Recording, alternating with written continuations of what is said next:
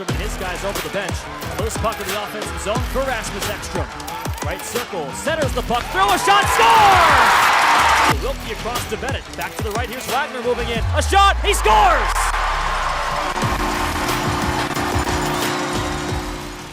All right, tell me a little bit about your hockey career and growing up in St. Paul and how the hockey culture in Minnesota.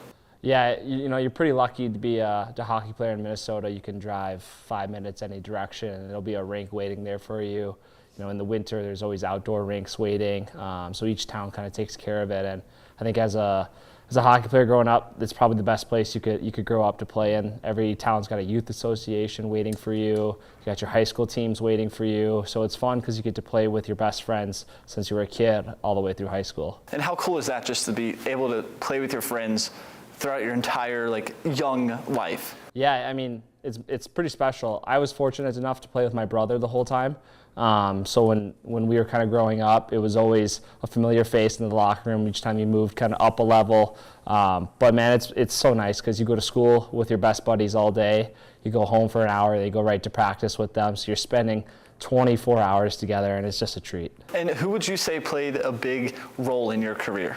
I would say my dad and my brother, and especially my mom. My mom's a warrior. She was driving me 5 a.m. to practice, me and my brother, but I think growing up super close with my brother, we always pushed each other, sometimes a little too far, but it was awesome because we were a year apart, and so we were always together, and obviously we couldn't do it without our parents.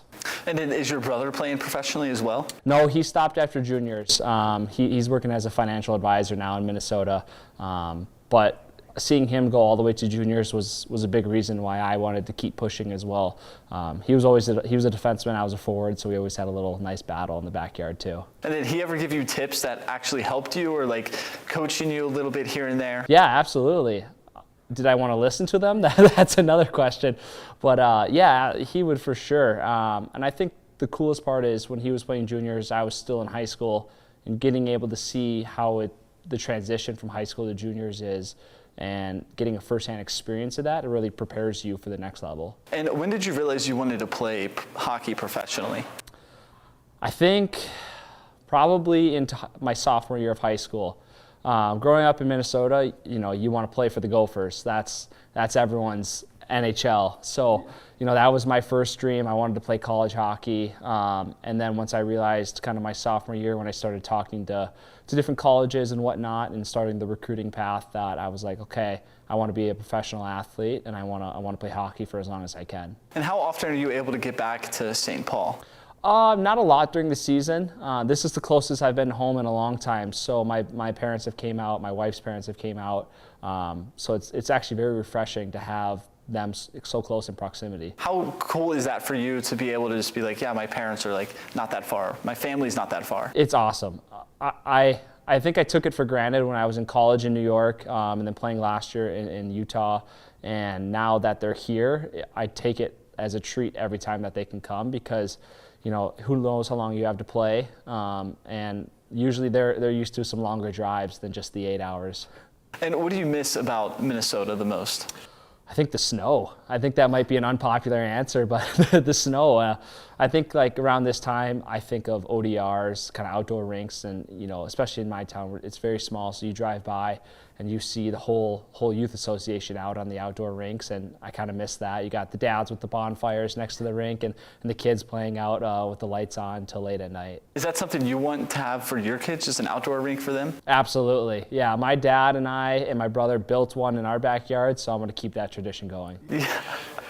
And then, do you have kids currently, or are you? Not yet. We got one fur baby though, so he takes up a lot of our time. Yeah, and I actually heard that your dog and Connor Murphy's dog are best friends, quote unquote dating. Yeah. Is that how is their relationship? It's awesome. My guy's a 65-pound pitty, and she's a little dachshund, so it's quite the mix. It's cute how gentle they are together. And they're just the best of friends. So Murph broke the news that they're dating in a few interviews back, so I'll just keep it going. And you actually played for other ECHL teams. What has the journey to Rapid been like? Yeah, it's been a little weird. Last year I was in Utah and Savannah. I got traded last year. So I'm very thankful to be here in Rapid, obviously close to home like we said, but just being in a spot that kind of values hockey a lot and kind of that Midwest vibe that I'm used to, it's very refreshing to sort of come back to a familiar place. And you scored your first goal here in 2024. What was that like, scoring it as an opponent, and now just full circle, you're playing here now? It's definitely weird. I give Murph a lot of crap because it was actually on him. So I like to give him a hard time, but it's cool because this is my first rink that I laced up as a professional, and to be able to come back a full circle moment, I think the older you get, the more you reflect on those type of moments, which is pretty cool. Taking it back to last weekend in Cincinnati, you scored twice on Friday. What was going right for you, and what did you like about your play this past weekend? Yeah, I think just skating. Skating's the biggest key to being a really good hockey player. If you can't skate, you can't play. So I think we were forechecking well, we were moving pucks between Joyce and Klotz well, and I think just being simple, but also letting like a lot of our skill shine. How is the Rush different from other teams you've been a part of? I think you get taken care of more as a family here. I think it's a very big aspect that not a lot of teams have. When you kind of come to the Midwest is a big family, and that's something that our president, Jared Reeder, talks about. So like, that's our biggest aspect, and a thing we preach about in the locker room a lot is that we're a family. We take care of each other away from the rink. The wipes are all close, the dogs are all close. So it's very easy to be close inside the locker room when you have pretty much a perfect setup away from it.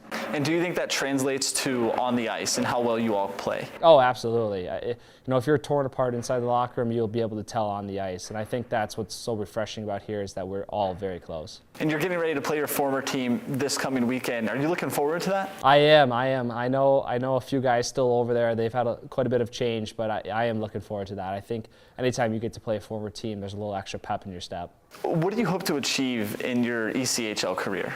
I hope to just play for a long time. I think obviously everyone wants to move up to the next level. That's obviously a goal of mine. But I think just kind of establishing yourself as a skilled player, someone who can score a lot, and just someone that's enjoyable to have in the locker room. I like to have a fun time joking around with the guys. I like to play ping pong a lot. I joke that I'm the ping pong champ in the locker room, so I'm looking for any challengers. And in your free time, what do you do in Rapid? Golf. I'm a big golfer, so we go to the Red Rock a lot. It's amazing having a corporate sponsorship with them. They treat us awesome. It's a beautiful course. They take care of it awesomely. So I think just playing a lot of golf, taking the dog for a walk, and hanging out with my wife. All right, if you could invite anybody in the world, dead or alive, to watch you play hockey, who would that one person be? That's a good question. I'd go with my grandpa. He passed away when I was around 12. He was the biggest supporter of my brother and I playing hockey. He was at every single game, no matter if it was 4 hours away, 2 hours away, or at our local rink. He was there all the time, and he was our biggest supporter. If you could give your 12-year-old self advice, what advice would that be? Cherish every moment. I think sometimes as hockey players we get wrapped up in maybe wins or losses or point production or just little things like that, but we don't realize how lucky we truly do have it. We're playing a sport for a living. Not a lot of people can say that. A lot of people have to go to work 9 to 5. We come in the morning, we have practice, and you have a lot of family time, and I think you just need to cherish every moment that you have. And what has been one of your favorite memories here in Rapid, either on the ice or off the ice? I think off the ice, it would be seeing how well we are supported. I remember our first season ticket banquet dinner. 600, 700 people come strolling through the door, and I was blown away. I was like, holy moly, there's this many people that have season tickets, and how supportive they are and how much they care for us as people and as hockey players is incredible. And when you think of home, what does that mean to you? Is it back in St. Paul? Is it here in Rapid? Or is it somewhere else? I think it's a combination. My brother, my mom, dad, and my wife's family still live in St. Paul, so I think of that too. But right now, we are really enjoying our time in Rapid, and we want to be here for a while. So we're starting to really consider this place to be our home. And what is one thing that you want to accomplish before the end of your career? I think winning a championship. I was lucky enough to do it in college. I never got the chance in high school, so I think being a professional and winning a championship would be one of the biggest accomplishments that I could have. And to you, what does it mean to be a Rapid City Rush player? I think it means being loyal, being into the community, and just being happy to be in a beautiful place like this for an extended period of time. I think you need to, like I said, cherish the moments that you have here, because this is a place that supports you, and if you put effort in, you'll get a lot more back. The Rush haven't been in the playoffs in a while, and you mentioned the 600 people that have season tickets, and you were blown away by that. What would it mean to you to have all those people come to a playoff game here? Oh, I mean the world. Like, we want to give them a Kelly Cup. That's our biggest goal, first and foremost. Everyone's personal success comes second. So I think being able to get them first into the playoffs and then give them a nice long playoff run would mean the world to us, and I think they would show it to us in the stands.